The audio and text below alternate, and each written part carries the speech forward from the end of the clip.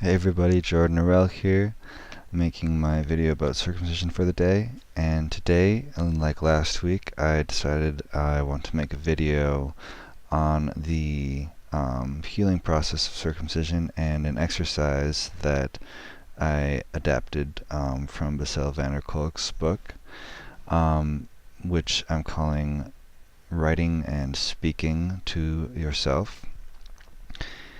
And it's just another exercise that is really helpful in healing trauma and can be done as much as you want for as long as you want, and it's really helpful to integrate your own experiences and your own understandings and your own emotions around circumcision so that well, I'll explain it more in the exercise. If you want, the exercise will be in the description below, so you can just read it there if you want. Hopefully it'll all fit. And otherwise, if you'd like to listen to me speak it out loud, here it is. So without further ado, here's the exercise. So this exercise consists of two similar but separate exercises, writing and speaking. I will use the two interchangeably throughout, and you can just do one for a few sessions, then the other, or you could intersperse them with each other as you see fit. If speaking is too difficult or intense, writing may be easier to start with, but I would recommend trying both as they are slightly different in the neural pathways they use, and though you may find one is more convenient or one is easier for you depending on your situation. So the purpose of this exercise is to let yourself know what you know. It is an exercise in revealing to yourself what you have been trying to avoid. The goal is to communicate fully and freely, which is in direct opposition to the shutting down and escape responses common to trauma.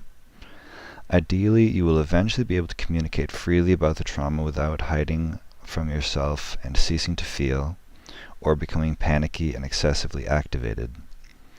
Again, as in the last exercise, integrating emotions that I did last week, the idea here is to gradually be able to comfortably feel what you are feeling, and with the added step of being able to express it in writing or in speaking. So for the exercise, you want to start by getting in an environment where you feel completely safe and will not be disturbed or interrupted. You may want to be in a room with a locked door at a time when you're completely free of responsibilities, or take some time when you're alone in the car, or you could even speak to yourself while you're in the shower. You must simply be alone with yourself in a place that you feel comfortable and safe. So here's the actual exercise. You may want to notice where this is in the recording and come back to it to remind yourself what you're writing about. So for 15 minutes, you want to write, type, if you want to use the computer, that's actually what I prefer, or speak to yourself out loud about the facts of your experience around circumcision, about the feelings and emotions you have around it, and about the impact circumcision has had on your life. So that's the main point. I'll say that one more time. You want to write, type, or speak to yourself about the facts of your experience around circumcision, about the feelings and emotions you have around it, and about what the impact circumcision has had on your life. So you can also ask all the parts of yourself that have experienced different aspects of circumcision at different times in your life, how they feel. How did it feel to experience circumcision itself? What were your feelings around it then? What did you feel as you started to learn more about it? What was your experience in relationships and social situations in which you somehow confront circumcision? And what do you feel about each of those parts of yourself now? Sometimes underneath turbulent emotions like rage, hatred, jealousy, and embarrassment, there may be some more tender emotions such as hurt, despair, longing, and shame. Allow yourself to feel and express the whole range of emotions. So that was all of what you're going to talk about during the exercise. Oh, sorry, there's a little bit more actually.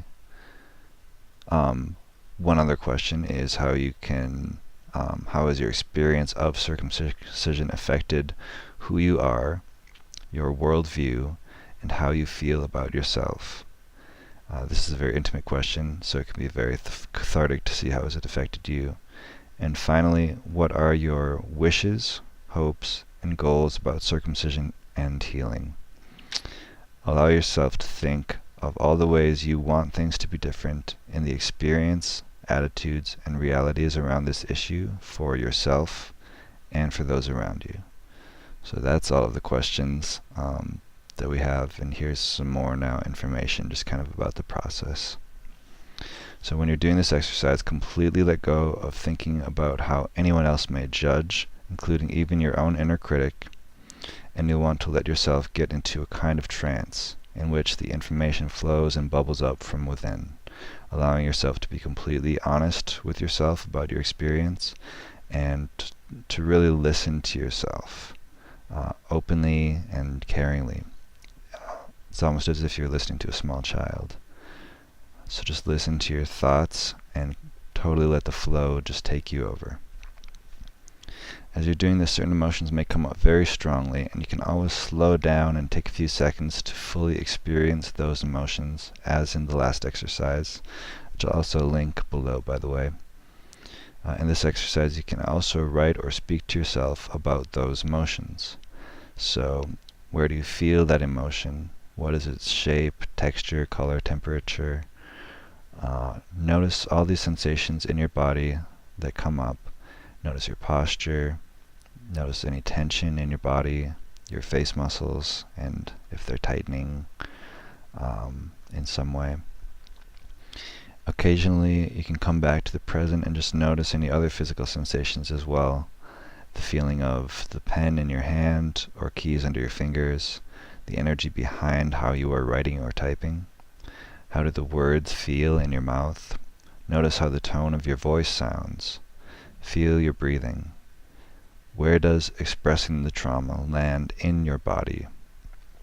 Get curious about all these sensations and feelings. If you need to take a break at any time and pause for a little bit and feel your feet on the floor, the weight of your body in the chair, you can scan your body to see what part of your body feels the most comfortable or safe, and then just rest there and feel yourself breathing until you feel ready to continue.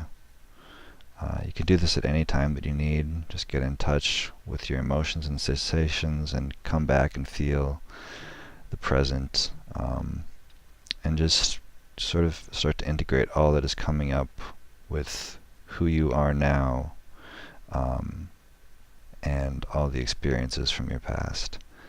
And this can be equally as important as expressing your experience and getting to the truth of the matter. At times the truth may be brutally painful.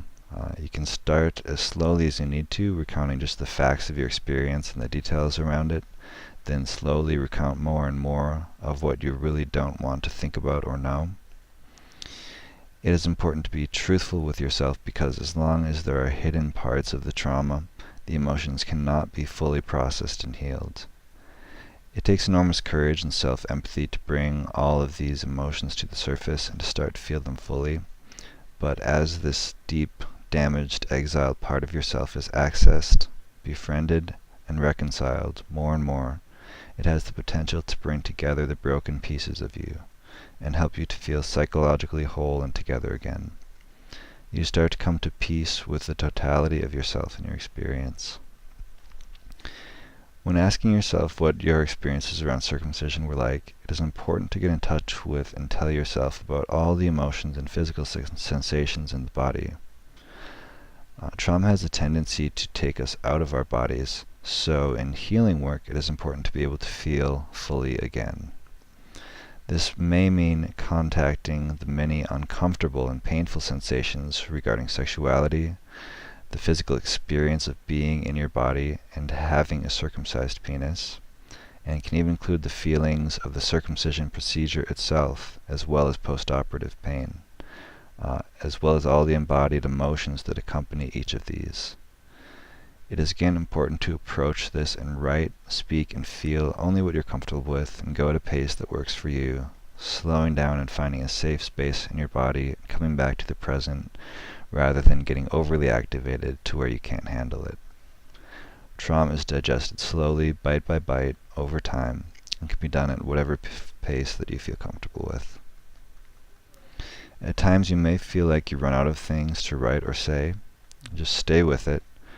Sit with it a while and just wait to see what comes up. You may be surprised what things you have to say and write. This exercise can also be a sort of creative meditation, and you can try to come up with as many different angles to this issue as you can think of.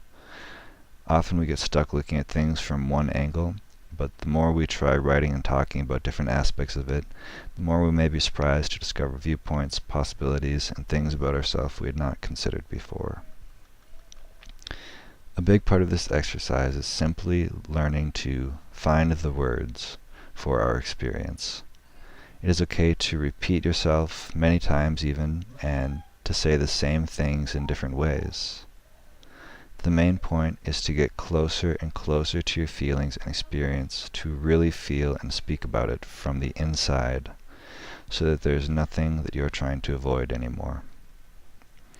At any time you can take certain phrases, memories, or emotions that come up and use the directions from the previous integrating emotions exercise to sit with them and let some of the emotional charge around them release.